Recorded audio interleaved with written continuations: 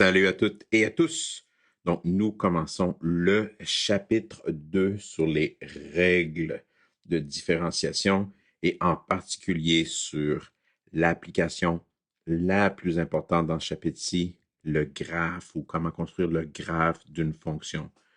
Puis, je veux commencer cette section ou ce chapitre avec une remarque, juste pour faire un lien avec ce qu'on a fait jusqu'à maintenant et où est-ce qu'on s'en va dans ce chapitre-ci. Donc, remarque vraiment importante ici.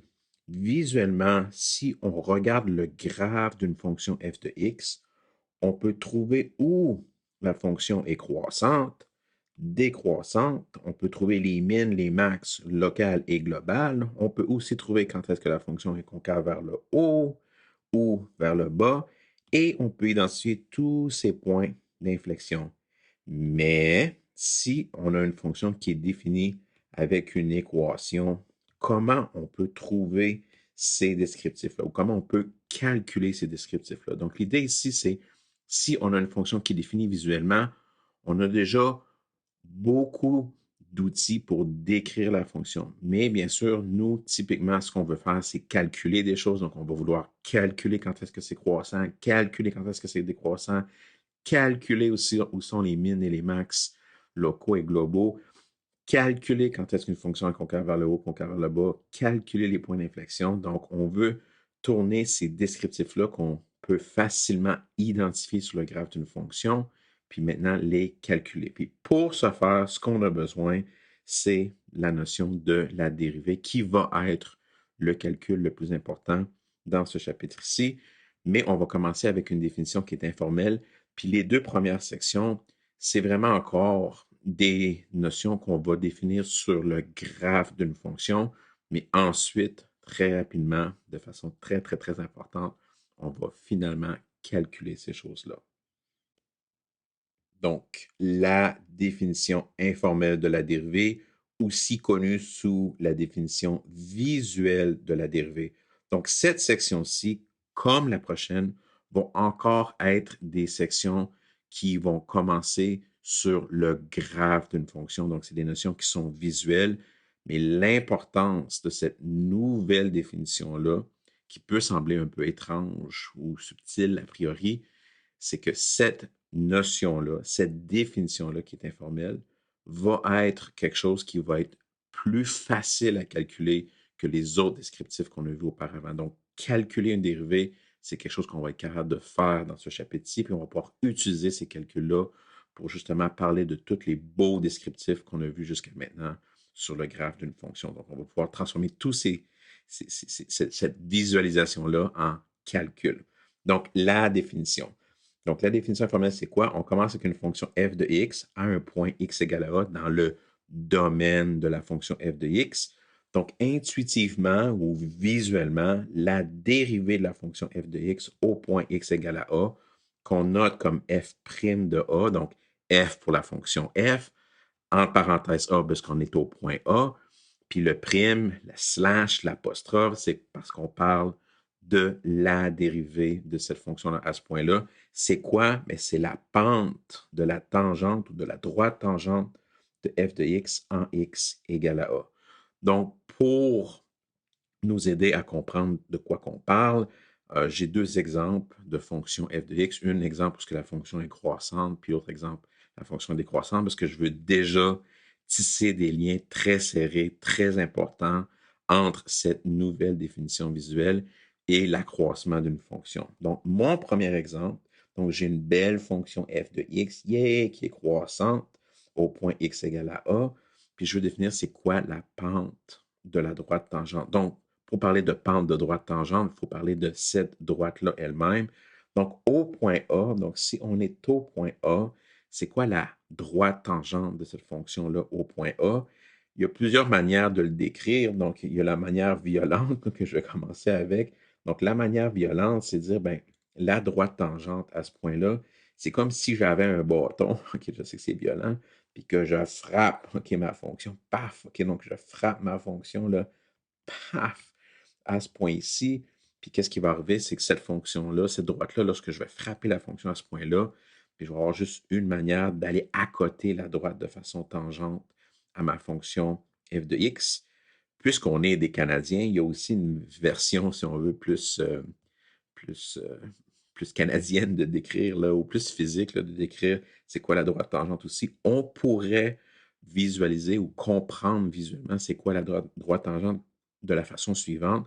Supposons qu'on est en voiture, OK, sur le graphe de la fonction f de x. Supposons que c'est l'hiver puis que les routes sont glacées. Supposons que quand j'arrive au point A, je dérape, mais si je dérape, ma trajectoire que je vais suivre va être donnée par la droite tangente de ma fonction f de x à ce point-là. Puis je pourrais bien sûr déraper de l'autre côté, je pourrais me rapprocher là, de la droite, puis quand j'arrive au point, je me mets à déraper, puis je vais suivre la même trajectoire linéaire.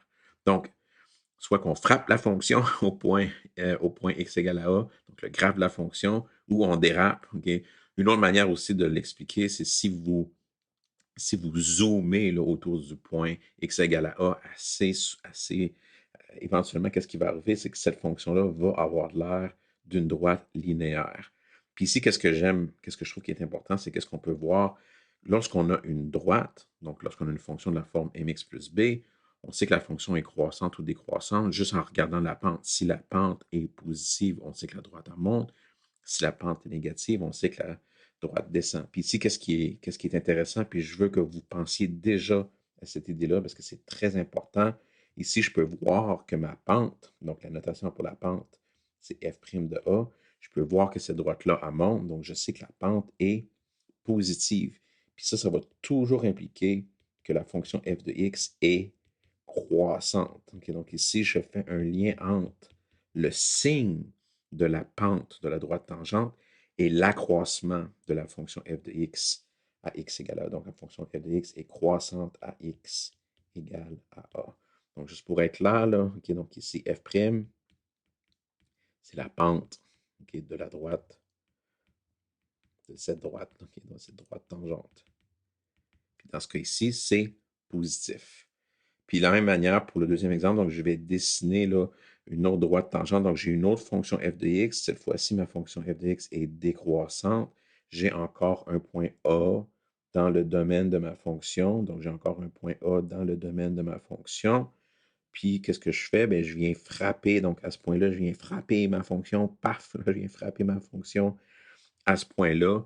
Il y a juste une manière que tu peux frapper, là, que tu peux venir déposer là, la droite tangente à ce point-là. Encore une fois, on peut conduire, okay, on s'en vient vers la gauche, on conduit et on dérape. Okay, donc, si vous dérapez de la gauche ou si vous dérapez de la droite, voyons, si vous dérapez, donc je conduis, et là je perds le contrôle, non! Donc, je vais suivre ma droite, okay, ma droite tangente. Puis ici, qu'est-ce qui est important, encore une fois, je vois que cette pente-là, sa pente est négative, donc je vois que f' de A, c'est négatif, donc la pente, okay, la pente est négative parce que ma droite descend, puis ça va toujours impliquer que la fonction f de x est décroissante, décroissante, décroissante à x égale à A. Donc, un beau petit lien serré là, entre le signe. Donc, encore une fois, juste pour être clair, OK, donc f' ici aussi, f', c'est la pente de cette droite, OK. Puis dans le premier cas, j'avais que la pente, ça montait. Dans le deuxième cas, ça descendait, puisque la fonction f de x est croissante, puis la fonction f de x est décroissante. Petite remarque avant de finir cette définition-là. La notion de droite tangente, c'est une généralisation d'un concept qui est donné en géométrie lorsqu'on a un cercle. Donc, si vous avez un cercle, puis vous avez son centre qui est donné ici par le point C, puis si je vous donne donc ici le centre point C, puis si je vous donne un point P sur le cercle, puis je vous demande de dessiner la droite tangente. Donc, bien sûr, il y a une manière géométrique de dessiner cette droite-là, parce qu'on fait simplement lier le point C avec le point P avec une ligne droite, puis on dessine une droite qui est perpendiculaire, puis cette droite-là va toujours être tangente au cercle. Puis bien sûr, vous pourriez là, dire, bon, si j'étais en train de conduire là, sur un chemin qui était circulaire, puis si je me mets à déraper lorsque je frappe le point C, je vais suivre la pente de la droite je suive la droite tangente à ce point-là. Donc, si je frappe le cercle au point P, ça va être la même chose que tracer la droite tangente au point P. Mais ça, c'est un concept qui est très géométrique, qui se construit de façon géométrique. Il n'y a pas de centre là, de fonction, de graphe d'une fonction, mais ça généralise là, cette idée-là qui vient de la géométrie. Donc, comme j'ai dit, là, même si c'est une remarque, donc je suis avec une petite remarque, là, donc même si cette définition-là est intuitive slash visuelle, comment on va calculer cette valeur-là, c'est pas aussi simple que simplement voir ce qui se passe. Sauf que le gros avantage de la pente de la droite tangente, c'est qu'on peut calculer ces choses-là. Puis ce chapitre-ci, on va apprendre à calculer la fonction dérivée qui est vraiment une grosse calculatrice là, de pente de droite tangente. Donc ici, il y a une réponse à notre question dans le sens que ce concept intuitif slash visuel-là va être calculable là, grâce à la dérivée. All right, donc pour cette section-ci, that's it. Donc, la prochaine section, c'est sur les points critiques. Donc, il y a encore une fois un truc qui va être défini visuellement, mais encore une fois, on garde en tête que ces deux définitions visuelles-là viennent complémenter ce qu'on connaît déjà du chapitre 1, donc de ce qu'on peut faire visuellement au chapitre 1, sauf que ces concepts-là qu'on voit dans ces deux premières sections-ci, on va pouvoir les calculer. OK? Puis, il y a bien sûr des liens entre ce qu'on peut calculer puis tous les descriptifs qu'on a vus jusqu'à maintenant. Donc, un petit théorème qui fait juste résumer ce qu'on sait déjà avec la section précédente. Donc, si vous avez une fonction f au point A, dans le domaine okay, de la fonction f, si la pente de la droite tangente est strictement positive, alors la fonction est croissante. Si la pente de la droite tangente est strictement négative, alors la fonction est décroissante à ce point-là. Donc, la question naturelle qu'on devrait se poser, qu'est-ce qui se passe si la pente est zéro, donc si la pente est horizontale, ou s'il n'y a pas de pente. Donc, il y a des exemples de points dans le domaine où il n'y a pas de pente tangente, où ce que la fonction n'a pas de l'air linéaire localement.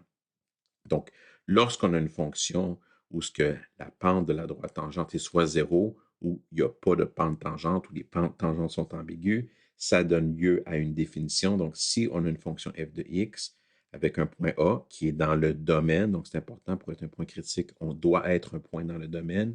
Le point x égale à A est un point critique s'il satisfait une des deux conditions suivantes, soit que la pente de la droite tangente est zéro ou horizontale, où la pente de la droite tangente n'existe pas. Donc, si on est dans un de ces deux cas-là, on est un point dans le domaine de la fonction, puis la pente de la droite tangente est zéro, ou la pente de la droite tangente n'existe pas, alors on est un point critique pour la fonction. Puis encore une fois, qu'est-ce qui est très intéressant dans ces deux sections-ci? Donc, c'est que cette définition-là de point critique, c'est un truc qu'on peut identifier rapidement si on a le graphe d'une fonction devant nous. Puis bien sûr, éventuellement, ça va être quelque chose qu'on va être capable de calculer. Peut-être pas aussi rapidement, mais c'est quelque chose qu'on va être capable de calculer. Donc, j'ai des exemples de fonctions avec des points critiques avec les deux formats. Donc, qu'est-ce que ça a de l'air un point critique lorsque f' est 0, puis qu'est-ce que ça a de l'air un point critique lorsque f' est non défini ou n'existe pas. Donc, ma première remarque, c'est qu'est-ce que ça a de l'air visuellement une pente de droite tangente qui est égale à 0. Donc, ça va correspondre visuellement à une tangente qui est horizontale. Donc, si j'ai deux exemples de points critiques dans ma petite remarque, j'ai ma belle petite fonction. Donc, j'ai le graphe de ma petite fonction ici, là, f de x en bleu. OK, donc ici, j'ai ma fonction en bleu. Puis j'ai deux points. Donc, le point C, donc le point C ici et le point D.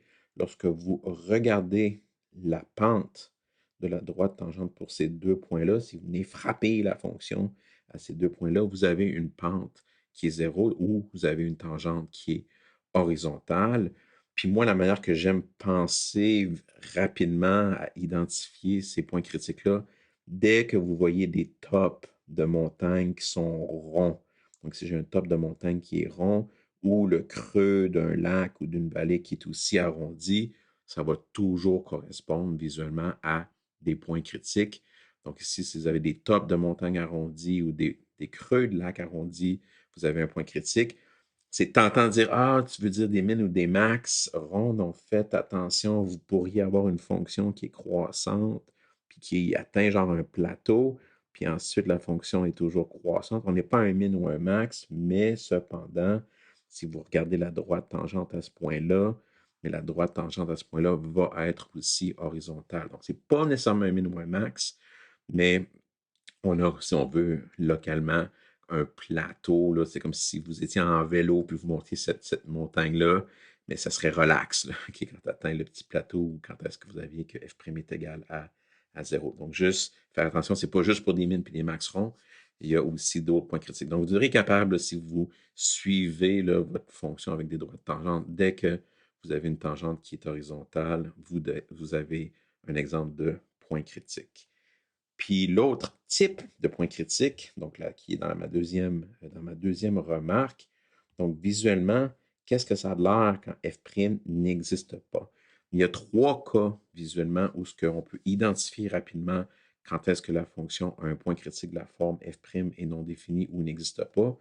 Le premier cas, c'est si vous voyez un coin, un pépic, OK, donc un petit côté, un petit point, une petite partie pointue du graphe, automatiquement, vous n'allez pas avoir de dérivée. Donc ici, si je vais juste illustrer qu'est-ce qui se passe, donc ici mon coin, donc à x égale à a, donc j'ai mon ppic. Pourquoi que cette fonction-là n'a pas de dérivée?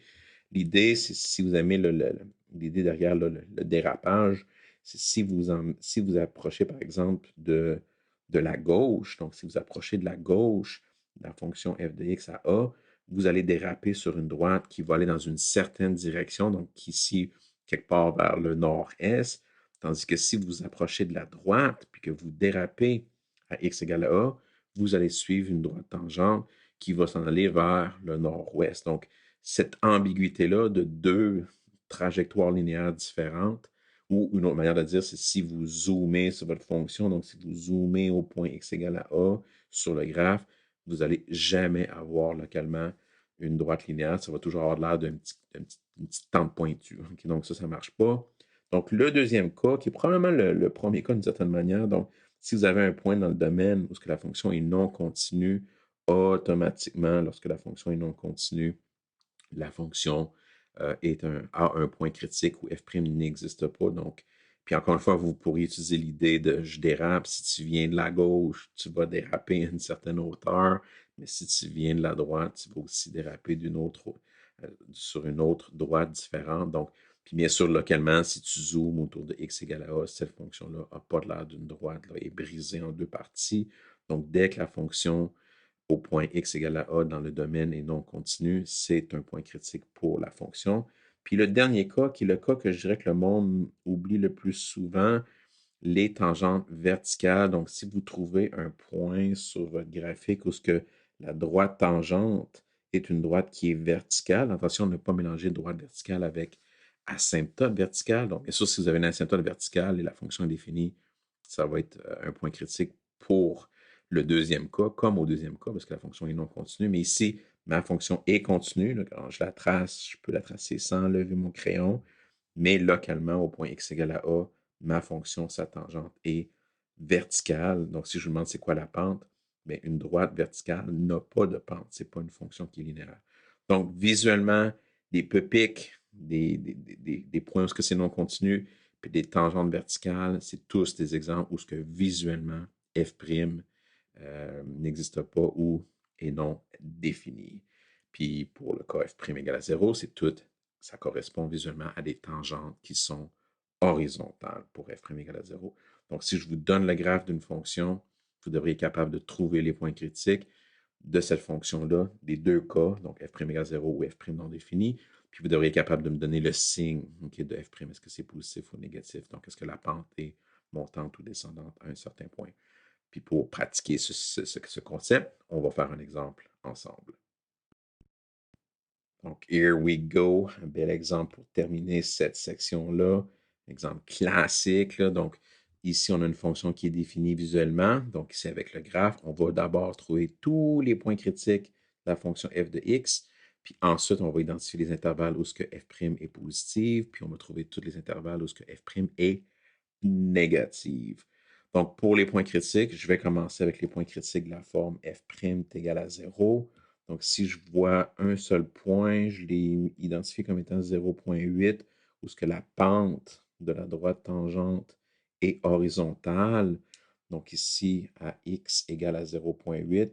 Donc, si moi j'ai utilisé 0,8, si vous utilisez 0,9, le temps que vous êtes consistant, mais à x, moi je vais choisir 0,8. Donc, à x égale à 0,8, j'ai une fonction qui est telle que sa pente de sa droite tangente est égale à 0. Donc, j'ai une tangente horizontale qui correspond bien sûr à un top de petite montagne. Là. Donc, j'ai le top d'une belle petite montagne qui est arrondi. Donc, ça, c'est une manière de le voir tout de suite. Là. OK, j'ai f' égale à 0. Puis, c'est le seul point où, lorsque je suis ma fonction avec des droites tangentes, que je vais avoir une tangente qui est horizontale. Pour les non définis, commençons, disons, avec non continu. Donc, si je vois un point, donc mes prochains points critiques, c'est ceux qui sont f' non définis ou n'existent pas. Donc, si j'ai un seul point où ce que ma fonction est non continue, donc ici ma fonction est non continue, je dois lever mon crayon lorsque x est égal à moins 1. Donc, à x égale à moins 1, ma fonction est non continue. Donc, j'ai un point critique. Ma fonction est définie et non continue. Donc, j'ai un point critique à x égale à moins 1. Ensuite, je vois, puis il n'y a pas d'autre point parce que c'est non continu. Si je cherche un pipic, je vois un pipic à x égale à 2.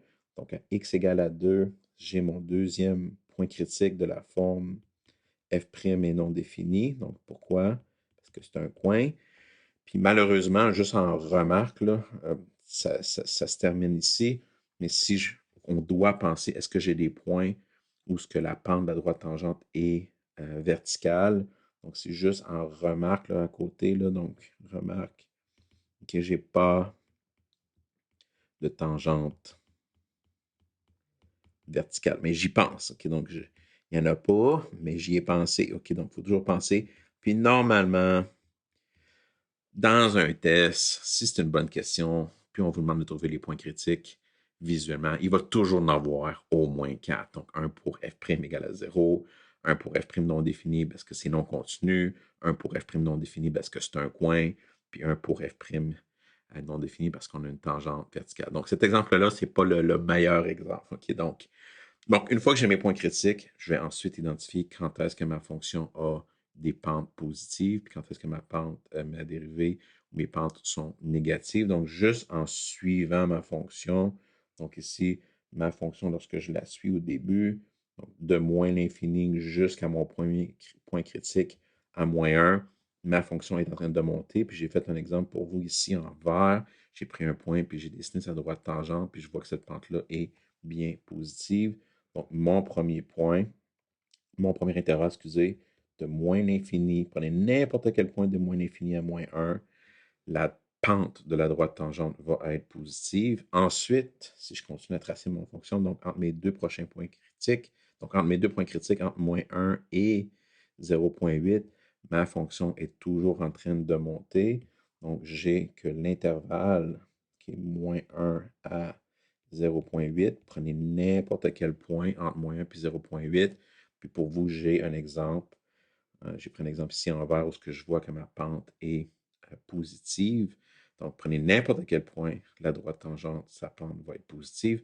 Ensuite, de 0,8 à 2, donc entre mes deux prochains points critiques, j'ai ma fonction qui descend. Prenez n'importe quel point entre 0,8 et 2, la pente de la droite tangente va être négative. Donc ici, entre 0,8 et 2, j'ai un intervalle où ce que f' est négatif. Puis ensuite, lorsque je rebondis qui est de 2 jusqu'à l'infini, puis j'ai un exemple pour vous ici, là, en vert, n'importe quelle droite tangente, sa pente va être positive. Donc, le dernier intervalle de 2 à l'infini, prenez n'importe quel point, la pente de la droite tangente va être positive.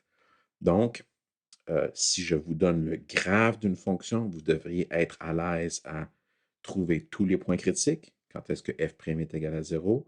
Quand est-ce que f' est non défini parce que j'ai un pipic, un coin, parce que j'ai un point où c'est non continu, ou parce que ma tangente est verticale. Puis entre les points critiques, f' est soit positive ou négative, qui va simplement correspondre à est-ce que ma fonction est croissante ou décroissante. Donc, déjà un lien très, très, très serré entre des concepts qu'on a déjà vus visuellement, un nouveau concept, mais ce nouveau concept-là, à partir de la prochaine section, on va trouver des formules pour calculer ces pentes-là. All right. Donc, pour ces deux premières sections-là, encore les deux pieds dans du visuel pour la fonction f de x, mais on change là, la saveur là, dès la prochaine section. Donc, pour l'instant, that's it. That's all. Bye bye là.